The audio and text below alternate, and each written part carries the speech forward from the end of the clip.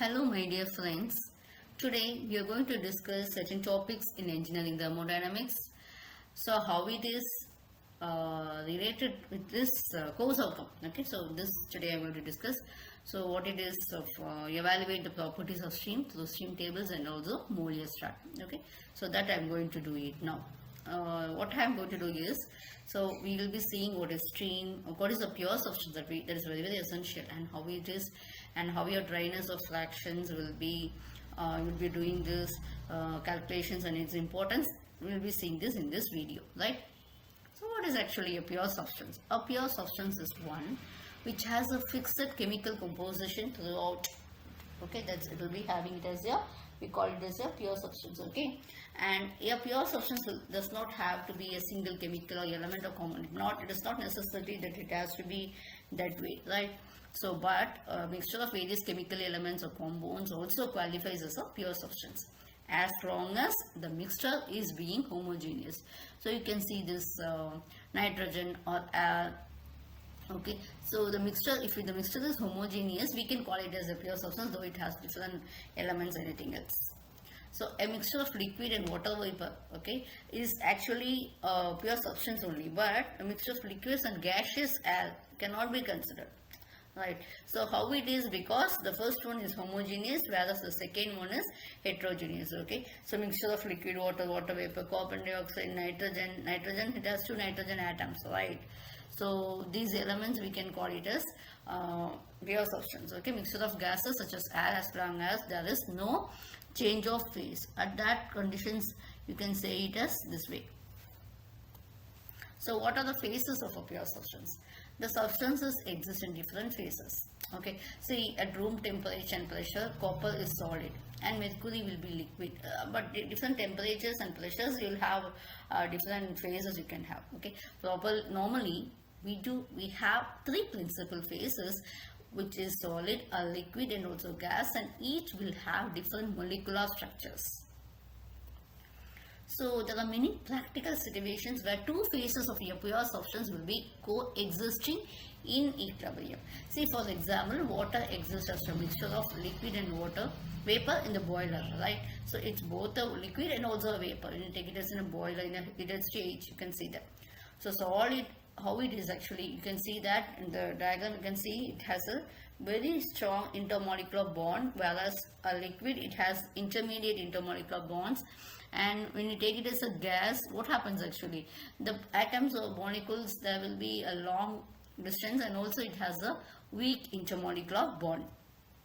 So here actually state 1, you can see that pressure is 1 atmosphere and the temperature is 20 degree centigrade. Okay, so you can see that what happens, the gas is getting heated all the way, and now what is happening here?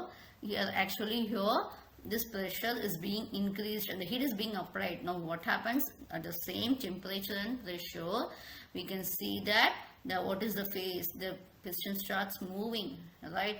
Actually you can see that there will be no temperature or your pressure change till your stage 5. Okay, when the temperature goes on till 300 degrees centigrade, what happens? What will happen? You can see that the piston is being pushed to a very long height. Okay, so you can see that. Next is actually, this is a TS diagram. Okay, so TS diagram. So how I am doing this is, actually this, you can see this is a one, actually TS will have it as here. You can see that you will have, this is done in the when you take it as a liquid, and also whatever phase we do have. First one we take it as a solid stage, right? Okay, so now what we are doing is we have it as this, I am having a saturated compressed to liquid at this stage, and this is done in the compressed to liquid region on the superheated region. Okay, so it is a practice to measure them. So whenever pressure and temperature are independent properties, it is the practice to measure them to determine the state of the substance. Okay, but when the substance is at actually when the substance is being in the vapor region or the compressed to liquid region, or else in the superheated vapor region, where the saturated values of pressure and temperature would be fixing the stage. Okay, but when the substance in the saturated stage or two-phase region, the measured value of pressure and temperature could apply equally well to the saturated liquid point. Okay, so you can see that there is a saturated mixture, we have a compressed liquid. So this we have done for P is equal to 1 atmosphere. Okay, if the pressure is given, the saturation temperature gets automatically fixed for the substance. Okay, in this we can do with the help of timetables also. So one more property such as specific volume, enthalpy or composition of mixture quality is also required as it is known, right? So this is the TS diagram, and next one is property diagram of TV. Okay, what we are doing is we are doing it from 1 atmosphere or whatever, P1 is constant or P2, we are varying it, and we can see that on the left we do have a saturated liquid line, and that region on the side it has been converted into liquid. Okay, from solid to liquid, and from compressed to liquid region you do have in the left side, and this is called as a saturated liquid line. And after that what happens, we get it as a combination of saturated, liquid and vapor region. Okay, the critical point, after that there will be a phase change. Till that it will be in the saturated liquid stage only. So the other right side we do have it as how saturated vapor line. How we are plotting this actually, we will be measuring the values for various pressures. Okay, and we'll be doing it and we'll be combining it, so we will get this curve. So what is meant by saturation? Saturation is defined as a condition in which a mixture of vapor and liquid can coexist at a given temperature and pressure. Okay, so saturation pressure is the pressure at which liquid and vapor phases are in equilibrium at a given temperature. There will be no phase change at that particular pressure, and the temperature will be given. Okay, so for pure substance there is a definite relationship between the saturation pressure and also saturation temperature. See, when the saturation pressure is high, what happens? Saturation temperature is also high. Okay, you can see that if a substance, this is saturated in subcooled liquids. If a substance exists as a liquid at the saturation temperature, it's called a saturated liquid. That's what I said. This is saturated liquid line, isn't it? So that is when a substance exists as a liquid, we call it as a saturated liquid. If the temperature of the liquid is lower than the saturation temperature for the existing pressure, it's called as subcooled liquid, or otherwise we call it as a compressed liquid. Okay. Next one, saturated and superheated vapors. If a substance exists entirely at vapor at saturation temperature, see this here. What happens here? This is actually a saturated vapor line, isn't it? It's completely a vapor. So that is, if a substance exists entirely as a vapor at saturation temperature, we call it as a saturated vapor. Okay. After that, that's the line. That's what we call it as saturation. You can see again I'm saying saturation, in that they are coexisting at a given temperature. So, okay. When the vapor is at a temperature greater than what happens? We can see this curve. It's a superheated vapor region. Okay, so till this, after the saturation, after that point has been reached, it goes on to the superheated vapor region. The pressure and temperature of superheated vapor are independent properties, right? And the temperature may increase or the pressure remain constant. One is not dependent on the other for the superheated vapor. Okay, next one, what is latent heat? So these are the basic concepts in the course outcome 4.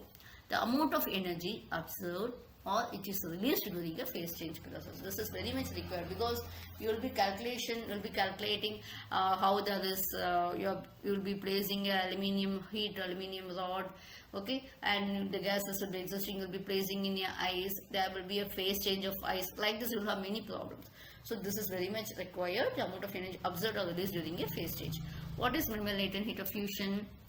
The amount of energy that is being observed during melting, we call it as what it is.